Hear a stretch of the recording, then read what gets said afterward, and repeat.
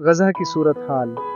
یورپی یونین کی اسرائیل سے تجارتی تعلقات پر نظر ثانی۔ غزہ پٹی میں جاری انسانی بحران کے تناظر میں یورپی یونین کے وزرائے خارجہ نے اسرائیل کے ساتھ تعلقات پر نظر ثانی کا فیصلہ کیا ہے۔ تجزیہ کاروں کا کہنا ہے کہ یہ ایک چھوٹی لیکن اہم پیش رفت ہے۔ یورپی یونین کے وزرائے خارجہ کے اجلاس میں یونین کی خارجہ امور کی سربراہ کایا کلاس نے اسرائیل کے ساتھ اس بلاک کے تجارتی تعلقات پر نظر ثانی کے فیصلے کا اعلان کیا۔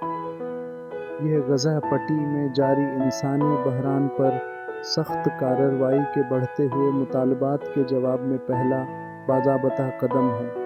اسرائیل نے مئی کے اوائل میں جنوبی غزہ پٹی کے شہر رفح میں اور اس کے آس پاس شروع ہونے والے فوجی حملے میں شدت پیدا کی اور غزہ میں داخل ہونے والی امداد پر سخت کنٹرول برقرار رکھا ہوا ہے۔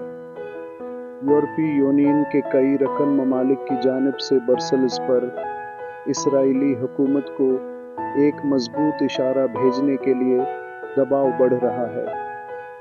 اس سلسلے میں منگل کو برسلز میں یورپی یونین کے وزرائے خارجہ کا اجلاس ہوا، جس میں یونین کی خارجہ امور کی سربراہ کایا کلاس نے اسرائیل کے ساتھ یورپی تجارتی تعلقات پر نظر ثانی کے فیصلے کا اعلان کیا، جو غزہ میں جاری انسانی بحران پر سخت کارروائی کے بڑھتے ہوئے مطالبات کے جواب میں پہلا باضابطہ اقدام ہے۔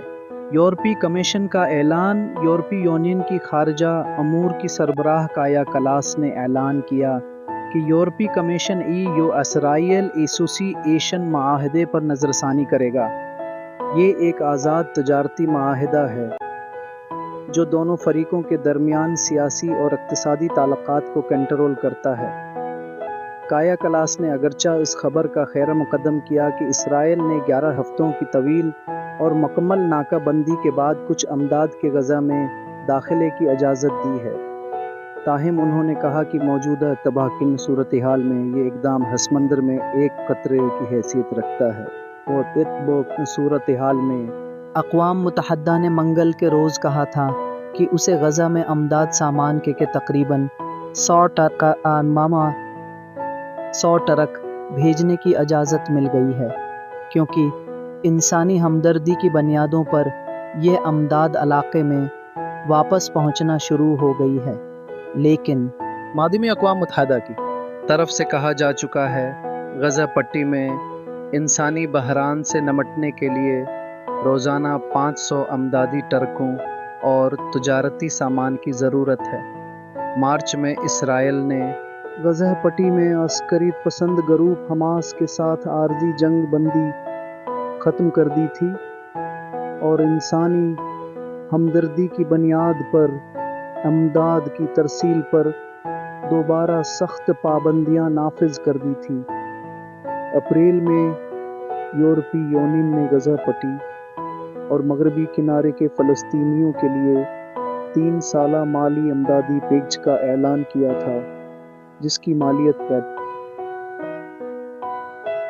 $6 بلین یا $8 بلین بنتی ہے۔ کایا کلاس نے اس امر پر زور دیا کہ یورپی یونین کی یہ امداد متعلقہ افراد تک پہنچنا چاہیے۔ انہوں نے کہا، یہ یورپی پیسہ ہے جسے متاثرہ افراد تک پہنچنا چاہیے۔